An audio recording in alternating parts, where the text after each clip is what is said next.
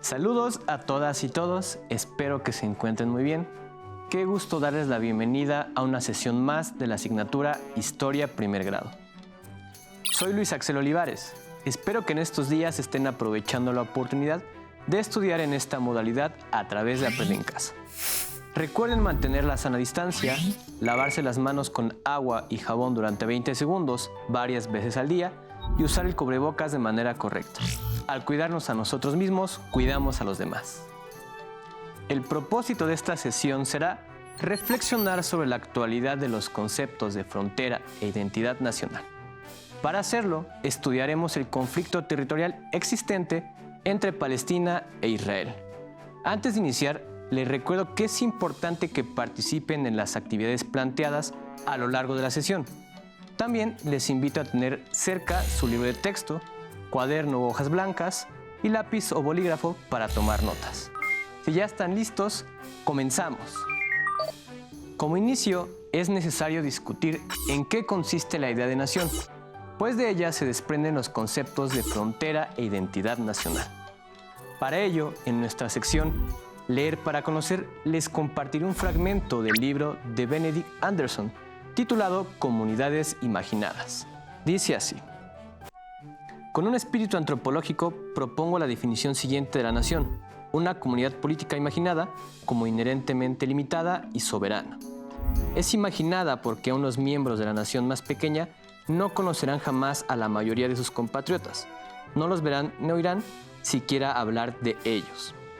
Pero en la mente de cada uno vive la imagen de su comunión. La nación se imagina limitada porque incluso la mayor de ellas, que alberga tal vez millones de seres humanos vivos, tiene fronteras finitas, aunque elásticas, más allá de las cuales se encuentran otras naciones. Ninguna nación se imagina con las dimensiones de la humanidad. Los nacionalistas más mesiánicos no sueñan con que habrá un día en que todos los miembros de la humanidad se unirán a su nación, como en ciertas épocas pudieron pensar los cristianos, por ejemplo, en un planeta enteramente cristiano. Se imagina como comunidad porque, independientemente de la desigualdad y la explotación que en efecto pueda prevalecer en cada caso, la nación se concibe siempre como un compañerismo profundo, horizontal. En última instancia, es esta fraternidad la que ha permitido, durante los últimos 2 siglos, que tantos millones de personas maten y, sobre todo, estén dispuestos por imaginaciones tan limitadas. Estas naciones, como comunidades imaginadas, no surgieron de la nada, tuvieron un antecedente en las antiguas comunidades religiosas. La lectura continúa. Pocas cosas son más impresionantes que el vasto territorio del Islam, que se extiende desde Marruecos hasta el archipiélago Zulú, el de la cristiandad que va desde Paraguay hasta Japón, y el del mundo budista desde Sri Lanka hasta la península coreana. Las grandes culturas sagradas incorporaron concepciones de comunidades inmensas, pero el cristianismo, el Islam Ummah y aún el Reino Medio eran imaginables en gran medida por medio de la lengua sagrada y una escritura. Todas las grandes comunidades clásicas se concebían a sí mismas como cósmicamente centrales, por medio de una lengua sagrada ligada a un orden de poder ultraterrenal. En consecuencia, el alcance del latín, el pali, el árabe o el chino escritos eran, en teoría, ilimitado. Hasta aquí la lectura. En el texto se abordaron diferentes aspectos muy relevantes que debemos considerar. Por un lado, que las naciones no han existido siempre, pues si recuerdan, las primeras sesiones de este ciclo escolar fue a partir de los siglos XV y XVI que las naciones cobraron forma en Europa. Antes de las naciones existían grandes comunidades en las que las personas se encontraban unidas a partir de ciertos rasgos particulares. El que resalta Anderson es el de la religión. De esta manera, el cristianismo, el islam y otras religiones han desarrollado la idea de que es posible crear una comunidad universal a partir de una visión compartida sobre el mundo, además del uso de una sola lengua y ciertas tradiciones. Así, para el cristianismo, el latín fungió durante la Edad Media como la lengua unificadora, mientras que para el islam fue el árabe.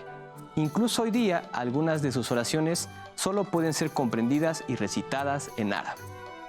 A partir del siglo XV, estas comunidades basadas en la religión dieron paso a otro concepto de comunidad, el de la nación, que, de acuerdo con la interpretación de Benedict Anderson, surgieron comunidades imaginadas en las que se crearon, inventaron o afianzaron ideas, historias, idiomas, tradiciones y comportamientos en comunidades en particular. Por ejemplo, España fue unificada bajo la idea de que los miembros de su comunidad eran y debían ser católicos, lo que llevaría, entre otras cosas, a la expulsión de los judíos y musulmanes. A su vez, se impuso con el tiempo el castellano como idioma y ya en el siglo XVI, con la expansión del Imperio Español en el mundo, se buscó replicar aquella comunidad en el continente americano. De esta manera se desarrollaron las naciones durante varios años, hasta que, en los siglos XIX y XX, los ultranacionalismos, junto con otras causas, llevaron al estallido de diversos conflictos, como la Primera Guerra Mundial y, siendo el más cruento, la Segunda Guerra Mundial. Durante la Guerra Fría, muchas naciones del mundo lucharon por conseguir su independencia, construyendo de esa manera diversas fronteras e identidades nacionales. Tras el fin de esta y la expansión de la globalización, la idea de las naciones como comunidades estáticas, que no cambian, que son cerradas, fue reduciéndose a favor de la idea de un mundo mucho más unificado. Sin embargo, como estudiaremos, esto no evitó que estallaran conflictos, cuyas causas las encontramos en momentos previos. Todo esto ha motivado a repensar el nacionalismo dentro de la globalización. Por ejemplo, ¿es posible defender la idea de una nación como una comunidad única ante un mundo globalizado, cuyas fronteras son cada vez más nítidas? ¿Acaso una persona se define más por su nacionalidad que por su carácter como persona del mundo? Como se mencionó al inicio de la sesión, para reflexionar sobre la actualidad de los conceptos de frontera e identidad nacional, tomaremos el caso del conflicto territorial que se suscita actualmente en Palestina. Pero antes debemos tener algunas nociones básicas del Islam que nos ayudarán a explicar este conflicto. Para hablar del origen del Islam, hay que trasladarnos a la península arábiga a inicios del siglo VII. Aquí surgieron una nueva cultura y una nueva religión en la que se fundieron las viejas tradiciones, con las revelaciones que tuvo el profeta Mahoma, nacido en la ciudad de la Meca. El Corán, libro sagrado del Islam, contiene los deberes del hombre hacia Dios, hacia sí mismo y hacia los demás. Mahoma comenzó a predicar el Islam desde Yatrib, que después cambió su nombre a Medina, que en árabe significa la ciudad del profeta. Ahí fundó la primera mezquita. Con el paso del tiempo, el Islam ganó adeptos en toda Arabia y luego continuó su expansión hasta convertirse en una de las religiones más importantes del mundo, con millones de practicantes a los que se les denomina musulmanes. En las últimas décadas, los medios de comunicación han relacionado el fundamentalismo islámico con actos terroristas cometidos por algunos creyentes del Islam. Pero es un error pensar que todos los musulmanes son violentos y terroristas. El fundamentalismo islámico hace referencia a todos los movimientos que pretenden solucionar los problemas políticos y sociales por los que atraviesan sus comunidades, regresando a las raíces islámicas establecidas por el profeta Mahoma en la ciudad de Medina. Promueven una vuelta al pasado para evitar influencias externas en su cultura, como las de los valores occidentales. Algunos movimientos fundamentalistas justifican el uso de la violencia para lograr este objetivo, como el régimen talibán, que dominó Afganistán de 1996 a 2001. Afganistán es una nación multiétnica que incluye pueblos como pastún, hazara, tayikos y uzbekos. En 1973, tras un golpe de Estado, se proclamó una república socialista que estableció alianzas con la Unión Soviética. 4 años después, el país vecino, Pakistán, se convirtió en un estado islámico, gobernado bajo la Sharia, como se conoce a la ley divina que incluye los principios religiosos del Islam, las normas éticas que debe seguir un musulmán y las leyes civiles. Como notaron en el video, el Islam es una religión que se expandió por los territorios que forman parte de lo que llamamos Medio Oriente. Al igual que el cristianismo y el judaísmo, el Islam es una de las grandes religiones del mundo que se caracteriza por haber surgido en Medio Oriente, entre otras cosas por tener un libro sagrado, como el Corán, así como un profeta, Mahoma. Luego de la caída y resquebrajamiento del Imperio Turco Otomano, las potencias occidentales se repartieron en Medio Oriente. Inglaterra pasó a administrar lo que se conoció como el territorio de Palestina, mientras que Francia hizo lo mismo con Siria. Las divisiones que hicieron las potencias en estos territorios no tomaron en cuenta los intereses, necesidades o problemas de las poblaciones locales. Por un lado, grupos nacionalistas árabes esperaban la formación de una Gran Arabia, es decir, una nación en la que pudieran habitar los numerosos pueblos árabes que se encontraban en Medio Oriente y parte del norte de África.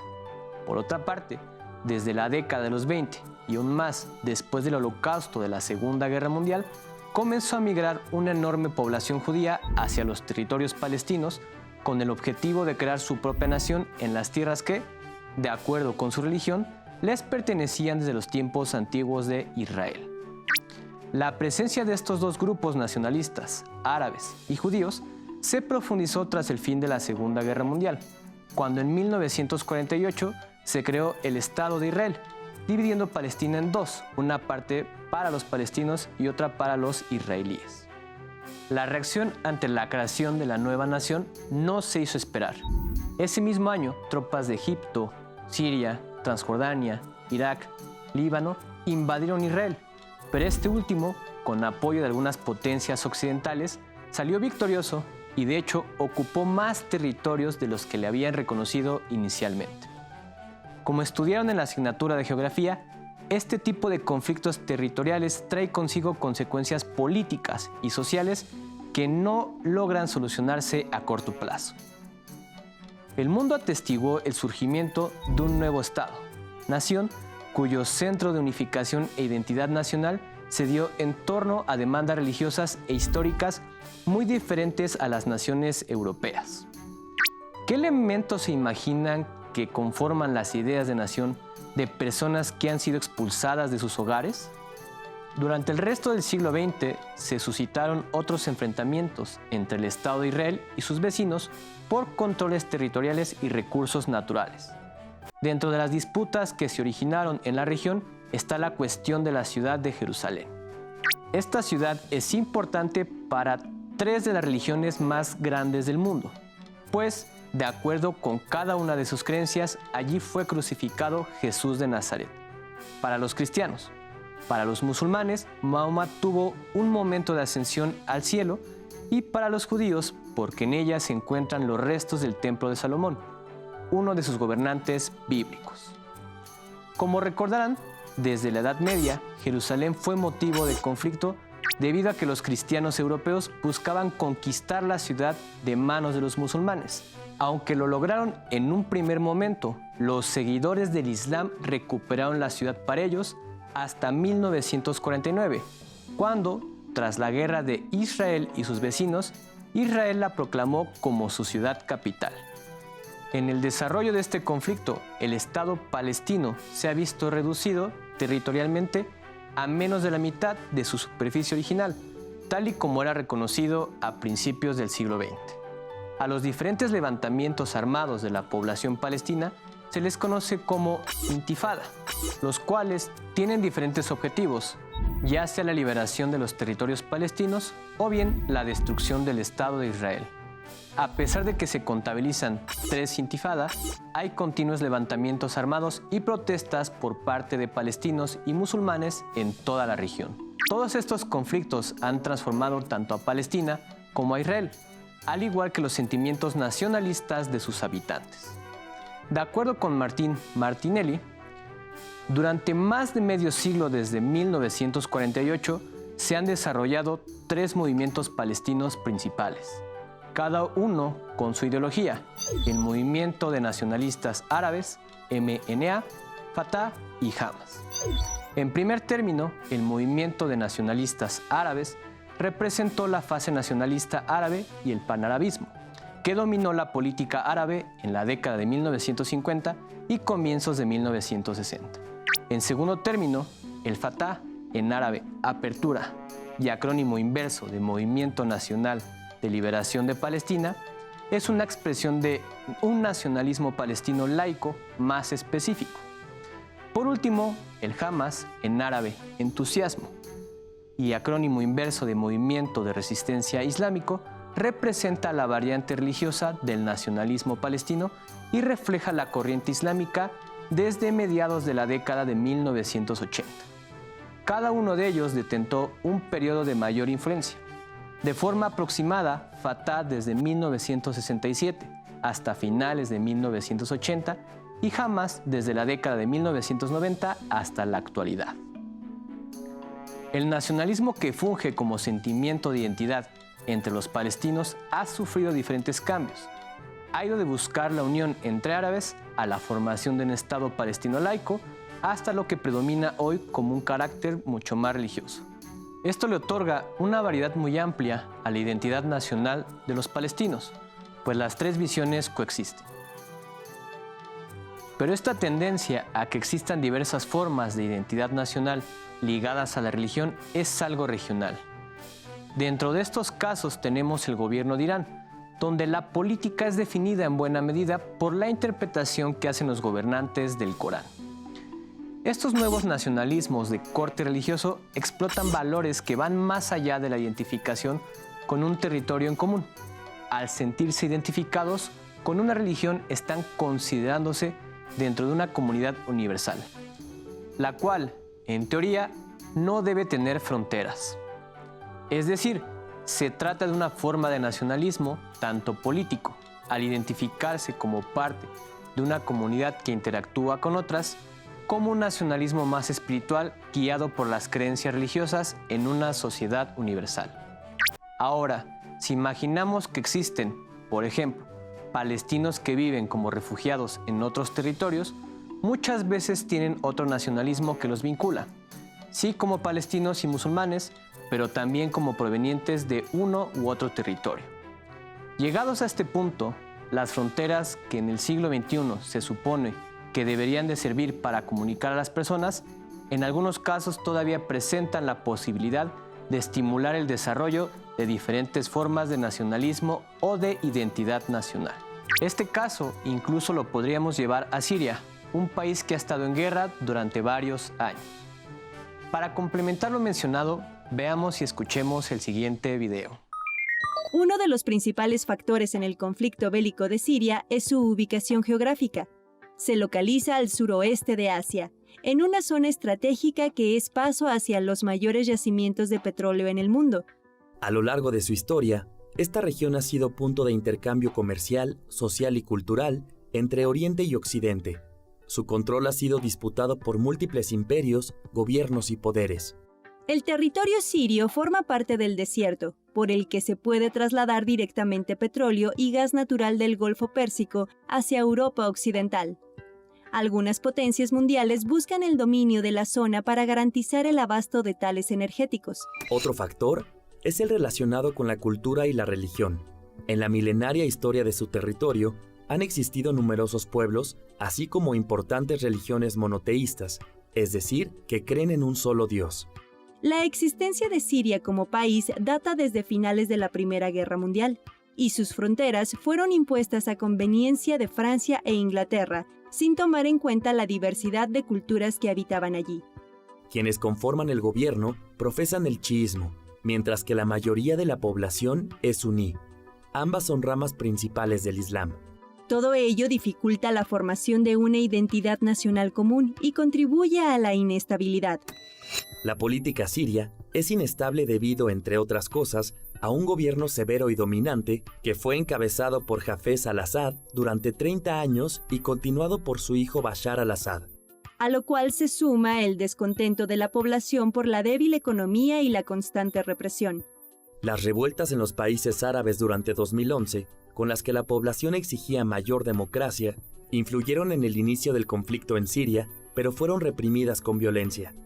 Actualmente son varios los actores que intervienen en el conflicto: el gobierno, el ejército y sus grupos armados, la Coalición Nacional Siria, el Frente Kurdo y los grupos terroristas.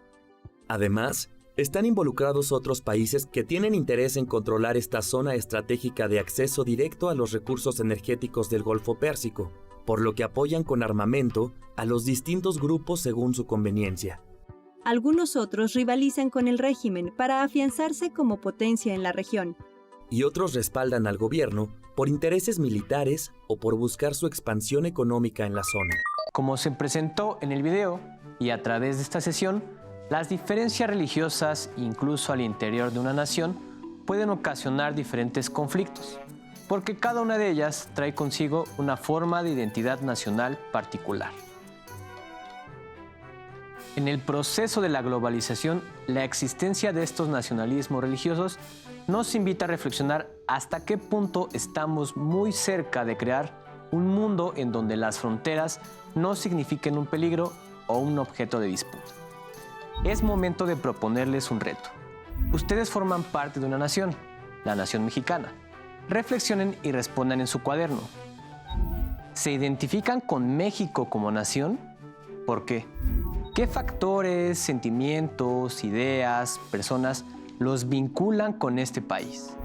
¿Qué características podría tener su identidad nacional al vivir en otro país? No olviden que pueden consultar sus libros de texto de historia y geografía. Listo, terminamos, pero aún nos queda mucho por explorar y descubrir. Así que nos vemos pronto aquí en Aprende en Casa. Hasta la próxima. Si tienes dudas o necesitas ayuda, llama al Centro de Apoyo Pedagógico a Distancia. El número de teléfono para secundaria es el 55 36 01 71 23. Si requieres consultar los libros de texto en versión digital, recuerda que los puedes encontrar en la página conalitec.cep.gov.mx. Y recuerda que también cuentas con el sitio aprendeencasa.cep.gov.mx, en donde podrás ver nuevamente los videos de los programas y además encontrarás actividades para fortalecer tus aprendizajes. También te invitamos a que consultes la plataforma nuevaescuelamexicana.cep.gov.mx.